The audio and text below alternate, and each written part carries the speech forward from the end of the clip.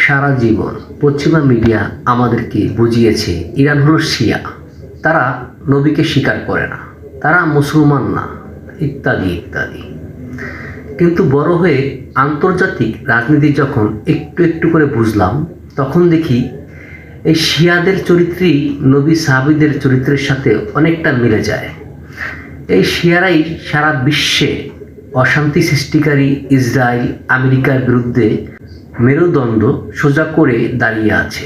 কত হামলা, কত প্রাণহানি, কত অবরোধ, কত নিষেধাজ্ঞা ইরানের অর্থনীতি পঙ্গু করে দিয়েছে এই পশ্চিমা বিশ্ব, কিন্তু ইরানের মাথা নত করাতে পারেনি।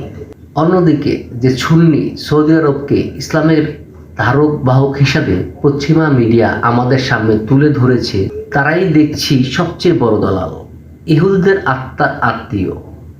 মদ, নারী, জুয়া এবং ভোগবিলাসে সর্বদা এরা মত্ত এসব তথাকথিত সুন্নি নেতারা। আল্লাহর রাসূল সাল্লাল্লাহু আলাইহি সাল্লাম সৌদি আরবের মাটিতে শুয়ে না থাকলে আল্লাহর গজবে সবার আগে সৌদি আরব ধ্বংস হয়ে যেত। নিঃসন্দেহে ইরান বিশ্ব মোড়লের আধিপত্যবাদ ও সন্ত্রাসবাদের বিরুদ্ধে একাই বুক চিতিয়ে যেভাবে লড়াই করছে, এটাই তো মুসলমানদের চরিত্র। অন্যায়ের সামনে কখনো মাথা নত নয়। মুসলমান বীরের জাতি, মুসলমানদের হারানোর কিছু নাই। মরলে শহীদ, বাঁচলে গাজী।